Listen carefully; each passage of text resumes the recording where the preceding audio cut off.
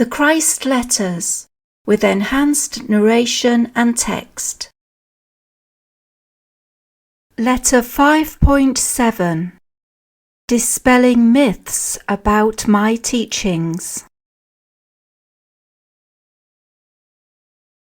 Having said all the above and proceeded to dictate the rest of the letter, the recorder of my words began to question the likely public reception of this letter, because it seemed to her too pragmatic to appeal to people who are accustomed to picturing some magnificent power or being or utterly other which has given birth to the universe.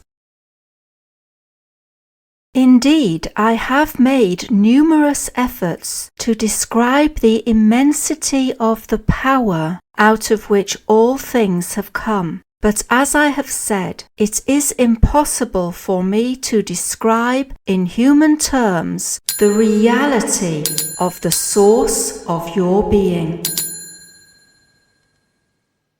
Those spiritually evolved souls who have been lightly infused with divine consciousness report the experience to be utterly beautiful and glorious and entirely unforgettable, but still not fully describable in human terms.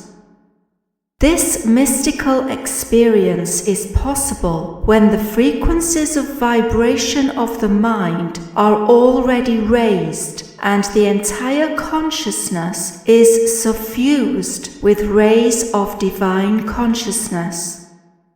It is a condition that involves the feelings more than the intellect and brain cells. In this case, where I have to infuse my recorder's mind and brain cells with a description of the reality of your source of being, and she has to interpret in words, I have to take care not to interfere too forcefully with the frequencies of vibrations of consciousness in which my recorder's brain cells are working. There have been occasions when it was dangerous to proceed any further, and I have interrupted the working of her computer to break the contact. Before you begin to study, meditate, and absorb the following pages, I want to make it clear to all who read these letters that my purpose in coming through them is first and foremost to dispel the myths which have surrounded my human persona and teachings.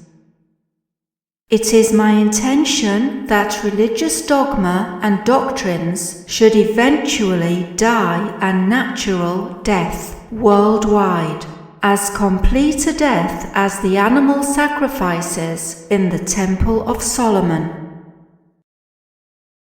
Secondly, I have also come to help the churches let go their archaic notions of God and sin. No true spiritual progress is possible until the dawning of a clear realization that each person is responsible for the way his or her life develops.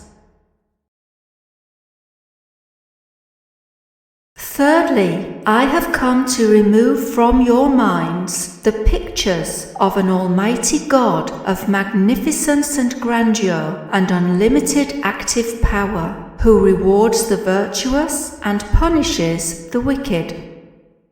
These beliefs are wholly erroneous, albeit comforting. Fourthly, I am explaining the truth of being for you to finally dispel the old concept of God sitting aloft somewhere in heaven, where he is said to have created the world and all that is in it in a relatively short while. Fifthly, I have come expressly to help science bridge the gulf between universal consciousness and the appearance of electrical particles.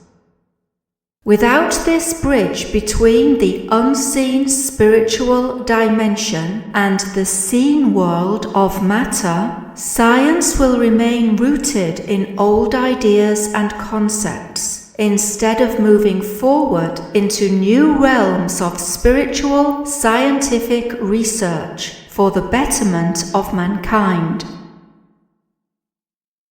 I have also come to show you the true nature of that which brought you into being, gave you individuality. For without this knowledge, which will reveal to you the nature of your dual yet fully interrelated being, spirit and body, you will also remain rooted in the same level of consciousness as you are at this moment. I want to make it manifestly clear that nothing ever comes from nothing. This is a well-known saying amongst you, and a perfectly true one. However, there is an eternal, infinite, consistent foundation of beingness, and this I am going to reveal to you. You have not been created, you have drawn your being from it. Obviously, you could not have come from something entirely foreign to your own consciousness. I am asking my recorder to choose some mundane, understandable examples. You could not draw a filling for tarts from a vat of treacle and discover they were mincemeat. You could not squeeze an orange and make ginger beer from the juice. You could not fill a balloon with air, pop it, and find it was dripping jelly. All the above examples chosen by my recorder are instances of logic. I want you to realize that your entire universe is a manifestation of logic and consistent logical effects arising out of related causation.